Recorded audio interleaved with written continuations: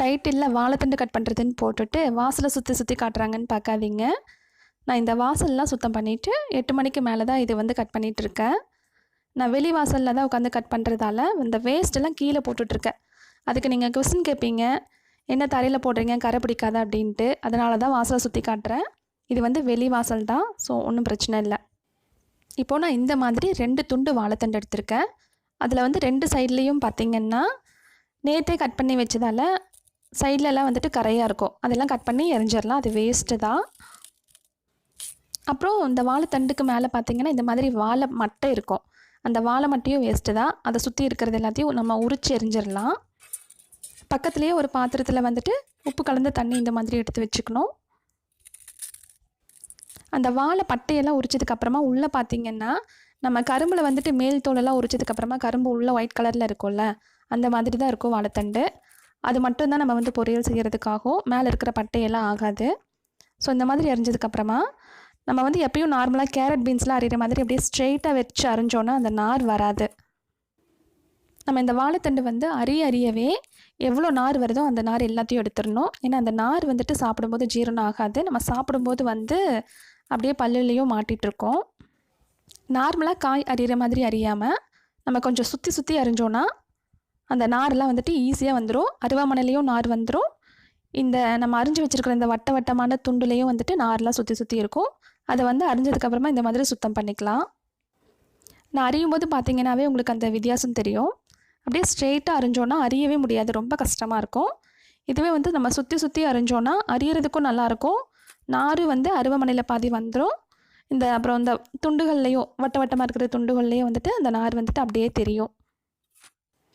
இந்த மாதிரி கட் பண்ணிவிட்டு ரொம்ப நேரம் வெளியில் வச்சுருக்கக்கூடாது. அது வந்து சீக்கிரமாக கரை பிடிச்சிடும். அதனால் ஒரு 2-3 துண்டு கட் பண்ண உடனேயாமே நம்ம வந்து பொடி பொடியாக நறுக்கி அந்த தண்ணிக்குள்ளே போட்டுடணும். இப்போ பாருங்கள், நான் ஸ்ட்ரெயிட்டாக நறுக்கிட்டுருக்கேன். எவ்வளோ கஷ்டமாக இருக்குன்ட்டு. நாரும் வந்து அதில் வரவே இல்லை, அருவாமனையிலையும் வரல, அந்த பீஸ்லேயும் நார் நிற்கவே இல்லை.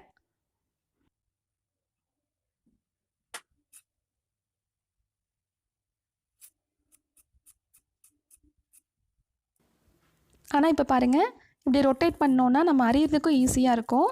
நாரும் வந்துட்டு அப்படியே நின்றோம். எந்த அளவுக்கு நார் எடுக்க முடியுமோ அந்த அளவுக்கு நார் எடுத்துடலாம். ஒரு ரவுண்ட் அரியும் போதும் நம்ம அந்த நார் வந்துட்டு நம்ம விரல்லையே சுற்றி சுற்றி எடுத்துக்கலாம். அப்புறம் இந்த வாழைத்தண்டு மட்டும் கத்தியில் கட் பண்ணுறதை விட நம்ம அருவாமனையில் கட் பண்ணுறது தான் வந்து ரொம்ப ஈஸியாக இருக்கும். ஏன்னா கத்தியில் கட் பண்ணும்போது வந்துட்டு ஒரு கையில் மட்டும் நம்ம ரொம்ப ஸ்ட்ரெயின் பண்ண வேண்டியதாக இருக்கும். ரொம்ப அழுத்தம் கொடுத்து கட் பண்ண வேண்டியதாக இருக்கும். ரொம்ப கஷ்டமாகவும் இருக்கும். அருவாமனையில் கட் பண்ணோன்னா ரொம்ப ரொம்ப ஈஸியாக இருக்கும். அப்படி கத்தியில் தான் கட் பண்ணோன்னா இந்த மாதிரி ரவுண்டாக அருவாமனையில் கட் பண்ணிவிட்டு அந்த துண்டுகளை மட்டும் வந்து நம்ம கத்தியில் வச்சு கூட ஈஸியாக கட் பண்ணிக்கலாம். 2-3 பீஸை வந்து சேர்த்து வச்சு நம்ம நார்மலாக காய் நறுக்கிற மாதிரி கத்தியில் கட் பண்ணிக்கலாம். எங்கள் பாட்டியெல்லாம் என்ன பண்ணுவாங்கன்னா இந்த மாதிரி கட் பண்ணி போட்டதுக்கப்புறமா ஒரு கணுவாக இருக்கிற குச்சியை வச்சு நல்லா அலசிட்டே இருப்பாங்க. அந்த கிளையிலலாம் வந்து இந்த நார் மாட்டிக்கும், அப்புறம் ஈஸியாக எடுத்துருவாங்க. இப்போ நம்ம அதுக்கு பதிலாக நம்ம வந்து ஃபோர்க் கூட யூஸ் பண்ணிக்கலாம். ஃபோர்க்கை யூஸ் பண்ணி நல்லா அலசிட்டே இருந்தோன்னா ஃபோர்க்கில் வந்துட்டு அந்த நார் மாட்டிக்கும். ஆனால் அந்தளவுக்குலாம் தேவையில்லை. நம்ம இப்படி ரொட்டேட் பண்ணி அரியும் போதே வந்துட்டு எல்லா நாருமே வந்துடும். நான் வச்சுருந்த 2 வாழைத்தண்டுலேயும் வேஸ்ட் வந்துட்டு இவ்வளோ ஆயிருக்கு. நம்ம அரிஞ்சு வச்சுருக்கிற வாழைத்தண்டு இவ்வளோ இருக்குது. இப்போது அருவாமனையும் கூட நீட்டாக தான் இருக்குது, எந்த கரையும் இல்லை. இப்போ ரொம்ப சிம்பிளாக டேஸ்டியான பொரியல் எப்படி செய்யலான்னு பார்க்கலாம். இதுக்கு வந்து வெறும் கருவேப்பிலை, பச்சை மிளகாய், வெங்காயம், அரை மூடி தேங்காயில் பாதி இருந்தால் போதும். அப்புறம் வாழைத்தண்டு, கடுகு, எண்ணெய், உப்பு, அவ்வளோதான். ரொம்ப ரொம்ப சிம்பிளான இன்க்ரீடியண்ட் வச்சு ஈஸியாக சூப்பரான டேஸ்ட்டில் செஞ்சிடலாம். நார்மலாக நம்ம எல்லா காய்கறியும் தாளிக்கிற மாதிரி தான். கடுகு, கருவேப்பிலை போட்டுட்டு வெங்காயம், பச்சை மிளகாய் எல்லாம் போட்டுட்டு அந்த வாழைத்தண்டை சேர்த்து உப்பு சேர்த்து வேக வச்சு எடுத்துட வேண்டியது தான். நான் வந்து மஞ்சத்தூளோ சாம்பார் பொடி எந்த பொடியும் சேர்க்க மாட்டேன். எனக்கு வந்து அந்த வாழைத்தண்டோட கலர் வந்து அப்படியே வரணும். அதோட கலர் வந்து சேஞ்ச் ஆனால் நல்லா இருக்காது. இப்போது வெங்காயம் வதங்குறதுக்காக லைட்டாக உப்பு சேர்த்துட்டு வெங்காயம் வதங்கினதுக்கப்புறமா நம்ம வாழைத்தண்டை ஆட் பண்ணிக்கலாம். நீங்கள் வேணும்னா சாம்பார் தூள் பிடிக்கும்னா சாம்பார் தூள் இல்லாத மஞ்சத்தூள் சேர்த்துக்கலாம். எனக்கு வந்து அந்த கலர் பிடிக்காது, அதனால் நான் சேர்க்கலை. இதை வந்து இப்படியே செய்யும்போது தான் அதோட நேச்சுரல் கலரும் நேச்சுரல் டேஸ்ட்டும் கிடைக்கும். இந்த டேஸ்ட்டே வந்துட்டு அதெல்லாம் கம்பேர் பண்ணும்போது செம்ம டேஸ்ட்டாக இருக்கும். வாழைத்தண்டு சேர்த்துட்டு ஒரு 5 நிமிஷம் கழித்து பார்த்திங்கன்னா வாழைத்தண்டு நல்லா தண்ணி விட்டுருக்கோம். அது போக நம்ம வந்து தண்ணி கொஞ்சமாக தெளித்து விட்டுட்டு மூடி வச்சிடலாம். கரெக்டாக ஒரு 10 நிமிஷம் 1/4 மணி நேரம் கழித்து எடுத்து பார்த்திங்கன்னா நல்லா வெந்துடும். ஓவராக தண்ணி விட்டாலும் வந்து அந்த வாழைத்தண்டோட கலர் வந்து சேஞ்ச் ஆயிரும், டேஸ்ட்டும் நல்லா இருக்காது. ஸோ லைட்டாக தண்ணி தெளிச்சுட்டு நம்ம வந்து மூடி வச்சிடலாம்.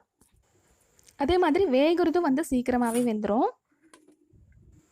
தண்ணி சேர்த்ததுக்கப்புறமா மூடி வச்சுட்டு நல்லா அப்பப்போ வந்துட்டு எடுத்து எடுத்து கிளறி விட்டுருங்க. கிளறி விட்டுட்டு நல்லா தண்ணி சுண்டுற வரைக்கும் விட்டுட்டு லாஸ்ட்டாக தேங்காய் சேர்த்துட்டோன்னா அவ்வளோதான். ரொம்ப ரொம்ப சூப்பரான செம்ம டேஸ்டியான வாழைத்தண்டு பொரியல் ரெடி. சரி, ஒன்று சொல்ல மறந்துட்டேன். உப்பு மட்டும் வந்து லைட்டாக சேர்த்துக்கோங்க. ஏன்னா ரொம்ப அதிகமாக இருந்தால் வாழைத்தண்டு சும்மா சாப்பிடவும் முடியாது. அதில் வந்து உப்பு நல்லா இறங்கிடும். அதனால் உப்பு கம்மியாக சேர்த்தா தான் நல்லாயிருக்கும். நம்ம வந்து சாப்பாட்டோடையும் வச்சு சாப்பிட்லாம், சும்மாவும் சாப்பிட்லாம். தேங்க்யூ.